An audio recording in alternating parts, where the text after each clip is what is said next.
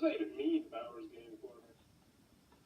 Ahoy there, YouTube! I'm back again today for another game review. And today I'm very excited to check out Ogre Cheerleaders from Paul Warrior Games. This is for 2-ish players. Yeah, it does say that on the box. Ages 8+. It'll take about 5 to 10 minutes to play. And in Ogre Cheerleaders, cheering as good as they smell, you are going to be moving around Ogre Cheerleaders on a field in order to get them in the correct formations so you can score points. It's a very light, simple card-laying game with some interesting special abilities mixed in on the different cards, but does it all come together to make a good, cohesive package? Let's open it up, and I'll tell you what I think. Alright then, we're going to take a look at what you're going to get inside of Ogre Cheerleaders. So first and foremost, we're a handy-dandy rule sheet. One very large page, double-sided, full color, full of pictures, illustrations, examples, and it's pretty well done. It should have you up and running in no time at all. Big thumbs up on the rule booklet. Also, I can give you a feel for how the game is played right now, because it is a relatively simple game. So in Ogre Cheerleaders, you are trying to score the most points by putting together different groups or sets of cheerleaders. You're going to do that by playing cards on each turn. What am I talking about? Let's go over the components. Let's get into gameplay. Components are cards, and more cards. It comes in a tuck box, so obviously you can guess there's going to be cards. And the cards are going to look like this. They're going to be ogres with the numbers 1 through 10 on them. Now, the other thing to note is each one is going to have a different suit, which will be both the color of their uniform and also the symbol in the top left and the bottom right-hand corner. Also, each ogre is going to have their own different special abilities. I should say each number is going to have their own different special abilities. So the 4 and the 4, despite the fact they have, this one's an alien and this one's a the thing you hit people with. I'm drawing a blank here. They both have the same special ability. So when you first start the game, you're going to set up 4 cards right out here. This is the row of cards that you're going to be manipulating in order to hopefully score points. You're going to have what's called a bench up here, and you're going to have 1 card on the bench. And the bench will come into play due to various different card effects, which hopefully we'll see in a second. Each player is going to take a turn order / scoreable formation cards. This is like a handy-dandy little player aid card.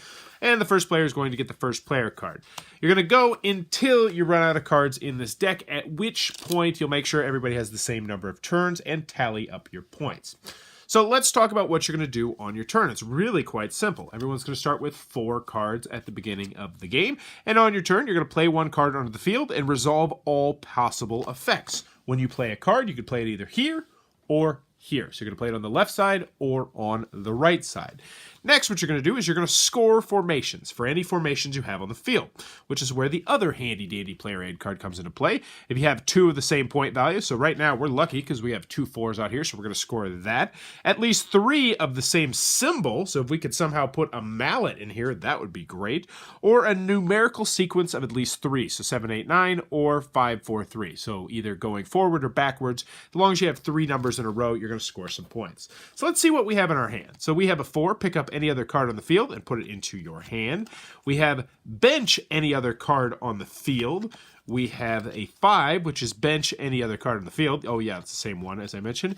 And a 1, choose 1 card from your hand to join the field in any position. Now there are 3 buzzwords in this game, and I like the fact there's only 3. There's join, play, and bench. And each one of them is clearly explained on the rule card, which is fantastic job on that. So join, place the card on the field without doing the effect. Play, place the card on the field and do the effect. And bench, place the card on, well, the bench. So let's see, what can I do right here? Pick up any other card on the field and put it in your hand. So you know what? I'm actually going to go ahead and do this. I'll put it over here on the left side. And then I'll put, choose a random card from your opponent's hand and play it as if you are playing it from your hand. That one sounds like a pretty good one. I'll take that one right here. The only downside to this is now I'm leaving this 10 out here, but I'm going to now see if I score, which in this case I did because 4, 4, 4.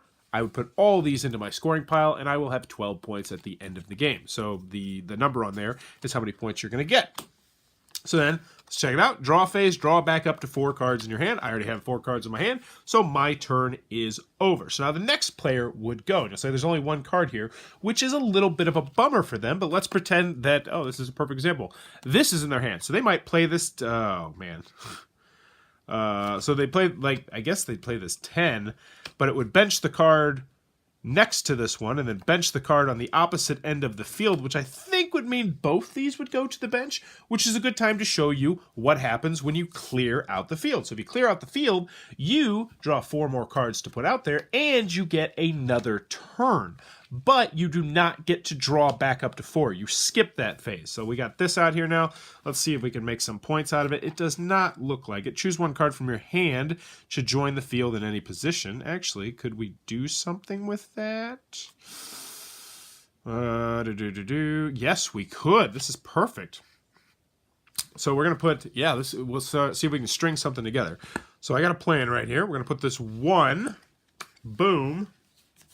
And then we're going to put, what is it? Choose 1 card from your hand to join the field in any position. I would put the 6 here, and I think that would make us score a whole bunch, but I don't want to do that right now. We'll just go ahead and put this one to bench any other card on the field. So let's just say we bench the 8, put it up here, everything closes together, and we would score 2 points on that turn. We draw back up to 4, and you're going to rinse, wash, and repeat that until this deck has ran out. Make sure everybody gets the same number of turns. Whoever has the most points in their scoring pile will be the winner of Ogre Cheerleaders. And that, in a nutshell, is how the game is played. Alrighty then, Ogre Cheerleaders from Warrior Paw Games. What are my final thoughts? Let's go over the pros, let's go over the cons. First, on the con side, game's not going to be for everybody for a variety of different reasons. First and foremost, 2-ish players, which I'm pretty sure means 2 and 3. I played it at both 2, 3, and 4. And I can tell you 4, I just didn't enjoy it that much at 4. There's too much downtime in between turns for what this game is. 3 was okay, but I definitely think this is primarily a 2-player game. That being said, I was kind of annoyed that it says 2-ish, and I think there's going to be a lot of people who are like, really? You're that indecisive? You can't just put 2 to 3 players or 2 players or something of that ilk on there? Just seems kind of dumb. But either way, it is a very restricted player count. Also, so this is a dirt simple, very light game. You are going to have 4 cards. You're going to play one of those cards. There might be a string of different things that happen. And then you're going to score points or you're not going to score points. And you're going to do that over and over and over and over and over again. It's very repetitive. It's very luck-based with which cards you draw and which cards come out and different things like that. I mean, you absolutely, as you progress through the game, you're going to be able to mitigate that luck somewhat and control the game a little bit more. But still, it's definitely a luck-based game with which cards you draw. Also, the scoring just seems kind of weird. It's like, I didn't really like the scoring. I don't like the fact that you could get a 10-pointer. If you get 2 10-pointers, I mean, that's 20 points. That's a huge chunk of points. Whereas if you get 4 1s in a row, that feels good, but you're like, okay, that's 4 points. Cool. I didn't like the scoring in the game. You know, the artwork is going to turn some people off. It's going to turn some people on. We prefer not to talk to those people. The artwork is not going to be everybody's cup of tea. For me personally, I don't have a problem with the artwork, but I definitely think some people are going to think the artwork is a little bit crude. But, you know, ogres are not really supposed to look good, at least in my personal opinion. Any other cons that I have with the game? No. Moving on to the last con I have with this game is just okay. I mean, that is the biggest con that I have with this game. You know, there's lots of little things here and there with this game, but the bottom line is this game is a game that I just don't feel really needs to exist. It feels like the kind of game that people put on Kickstarter before they put their big Kickstarter game on there. So they can kind of test the waters with Kickstarter and, you know, get maybe a little bit of a fan base going or something like that. That's what this kind of game feels like. It doesn't feel like a full-fledged game. It doesn't feel like a game that anybody is super proud to slap their name next to. Like, I say this from time to time in reviews. This does not feel like it's ever going to be anybody's favorite game. Ever. I played it with my kids. They thought it was okay. I played it with adults. They thought it was okay. You know what I thought? I thought it was okay. I thought it was okay to good, and that's as far as I can go. But moving on to the pros, the rule booklet's very well done, easy to understand. The player aid cards are useful. I personally did like the artwork, and there's artwork on all the different cards, and it is somewhat humorous. I like the different card text special abilities. You're going to have 10 different special abilities, and chaining together different things feels pretty cool, especially when you can pull off a cool little move. I like that. I like the fact that if you clear off the field, you get another turn, but it's kind of like a stifled turn. I liked a lot of the different things in the game, but the bottom line is the game just didn't do it for me. Like, I played it and I thought, okay, I like a lot of stuff in this game, but in the end, it just was too little. You know, it's 5 to 10 minutes. This is a tiny 2-player / 3-player filler game, And there's just other filler games that I would much rather play than this game. So, in the end, Ogre Cheerleaders, is it bad? No, it's not bad. But I just don't see anyone going gaga for this game, and I have a hard time recommending this game to anybody. So that is Ogre Cheerleaders.